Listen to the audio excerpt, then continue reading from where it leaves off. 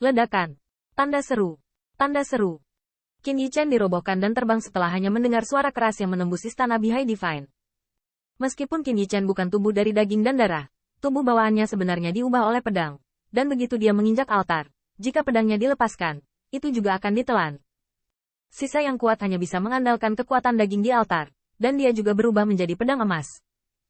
Tapi segera, mata Putri Wenxing melebar, dan dia melihat bahwa setelah ditiup oleh seteguk pedang yang disebut kayu, tiba-tiba menjadi lebih besar dan berubah menjadi lebar 1000 kaki. Ketika dia berguling, dia langsung menghancurkan kipas dengan banyak dewa dan setan. Turunkan altar. Tao Bao yang bermartabat, wajar untuk berubah dengan bebas. Dan Putri Wenxing juga memahami bahwa pedang bawaan ini sangat tajam dan luar biasa. Qin Yichen mengandalkan serangan sengit Bikuang untuk mengipasi, tetapi merobohkan sekelompok dewa dan iblis di altar. Selain itu, Putri Wenqing menemukan bahwa meskipun pedang ajaib ini tidak dapat membocorkan pedangnya, ia tidak dapat diprovokasi oleh sisa-sisa klan Bihai biasa. Ledakan. Begitu sekelompok dewa dan iblis berguling, mereka melihat Qin Yichen berubah menjadi sosok ramping itu lagi, dan ketika Bikuang melihatnya, bagaimana mungkin dia tidak melihat bahwa dewa pedang bawaan terkutuk ini sedang menghitung sendiri, dan tiba-tiba gemetar karena marah. Aku ingin membuatmu menjadi bola besi tua. Banyak klan Bihai yang kuat juga bergegas menuruni altar sambil berteriak, tetapi sebelum mereka bisa mendekati Qin Yichen, mereka dicekik oleh ledakan cahaya pedang yang tiba-tiba. Pisau ini menyala. Putri Wenxing menyesap air dingin. Time Avenue. Ini adalah kekuatan pedang yang telah disergap sebelum kayu itu menuju ke altar. Para dewa dan iblis yang dipukul oleh Qin Yichen sangat gembira. Tetapi sebelum mereka sempat bersorak, mereka mendengarkan yang sebelumnya dengan dingin. Pergi dan bunuh bangsamu. Bunuh mereka bersama. Ya. Bunuh. Bunuh. Suku Bihai. Berani menggunakan Lao Su sebagai korban. Aku akan memenggalmu.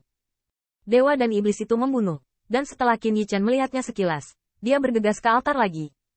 Tapi kali ini, Bikuang secara alami siap, di mana Qin Yichen akan memanfaatkannya. Sebaliknya, itu menyebabkan gelombang kemarahan bergulung, sehingga sulit bagi Qin Yichen untuk menarik pisau.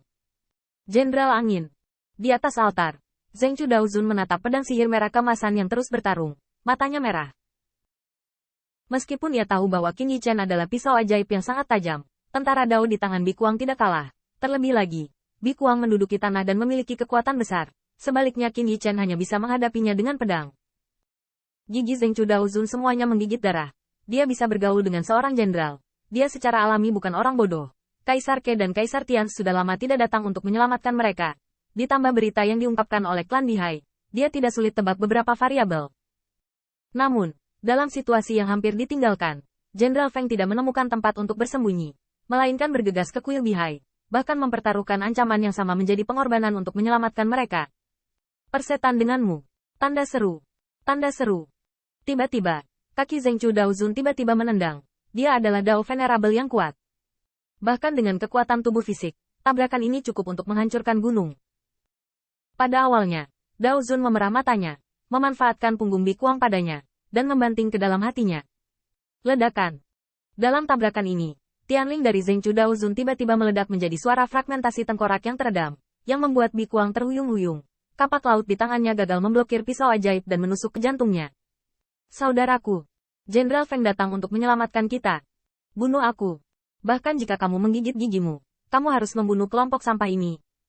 Di masa-masa awal, kepala Daozun berlumuran darah, dan darah para dewa terus menyembur seolah-olah tersedot. Membunuh. Jenderal Feng datang untuk menyelamatkan kita. Zheng Chu Daozun memegang gagang Qin Yichen, dibawa oleh pedang dewa, mengaitkan kakinya, dan langsung mengaitkan beberapa ahli istana kaisar. Dan mereka yang kuat di istana kekaisaran menggunakan kedua tangan dan kaki untuk menangkap lebih banyak dewa dan iblis. Dalam waktu singkat, mereka melihat pisau ajaib terbang keluar dari altar dengan serangkaian dewa dan setan. Wow! Zheng Chu Daozun baru saja diusir, dan tubuhnya seperti lautan amarah yang meletus, mencubit kepala dua klan Bihai yang kuat, langsung mencubit hidup mereka ke dalam sampah tulang. Membunuh. Tanda seru. Tanda seru. Dibandingkan dengan ratusan ribu pasukan yang datang untuk membantu, orang-orang kuat yang kabur dari altar itu jelas lebih berniat untuk membunuh. Karena mereka baru melihat harapan hidup, siapa yang mau mati di sini? Pendeta Tao Zheng Chu dan dewa serta setan yang ditangkap semuanya telah disapu, dan banyak dari mereka telah digunakan untuk memperbaiki artefak kaisar dari klan Bihai. Namun, tidak ada harta karun. Zheng Chu Daozun mengambil pedang dan tombak dari klan Bihai, dan dengan cepat memasuki grup pertempuran. Dewa bawaan, kemana harus lari? Tanda seru. Tanda seru. Pada saat ini, saya melihat Bikuang menyegel luka di hatinya dengan kekuatan ilahi. Untungnya, Qin Yichen tidak mendesak Dao Wei. Jika tidak, kekuatan ilahi tidak akan bisa menghentikan lukanya. Bikuang juga tercengang. Jika kelompok pengorbanan ini melarikan diri, masa depan klannya akan benar-benar runtuh. Bikuang tiba-tiba melompat, dan kapak laut berubah menjadi ikan yang ganas. Tetapi ketika Qin Yichen melihat ke belakang lagi, mata dewa yang tampak seperti pisau menyala dengan menakjubkan. Di atas altar, biarlah kamu merajalela. Turun ke altar. Kamu tidak sabar menunggu anjing keluarga. Ledakan. Tanda seru. Tanda seru. Sinar cahaya pisau memicu lautan api. Seperti yang dikatakan Qin Yichen. Di bawah altar, kekuatannya tidak lagi ditekan. Dan hanya sisa-sisa laut biru yang berani berteriak di depannya. Pada saat ini, Puteri Wenqing juga sadar kembali. Dan buru-buru berkata, cepat. Pergi dan dukung Jenderal Feng. Dia tampaknya merasa tidak nyaman dengan tindakan orang lain. Puteri Wenqing hanya menggigit giginya dan secara pribadi memimpin tentara istana Kaisar Ke untuk membunuh hidupnya. Wood, Jenderal Zheng Chu, kamu baik-baik saja. Zheng Chu Daozun menyesap air dingin. Meskipun darah klan Dihai di depannya penuh, dia merasa itu sangat lezat.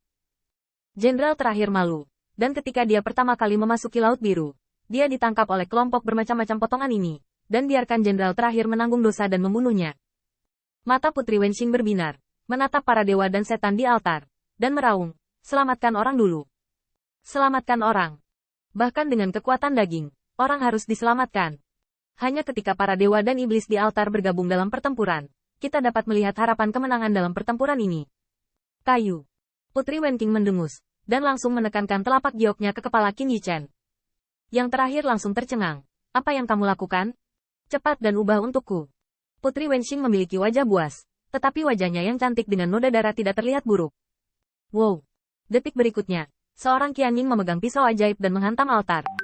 Dan menyaksikan semakin banyak dewa dan iblis diselamatkan dari altar. Wajah Bisuanzu suram seperti tinta. Mereka tidak takut mati, tetapi mereka takut tujuan utama pemulihan klan Dihai akan dihancurkan. Dan ketika Bisuanzu melihat pedang yang agung dan agung di atas altar, sulit untuk menyembunyikan niat membunuhnya. Pisau yang patah ini lagi. Laut yang mengerikan hancur menjadi gumpalan darah.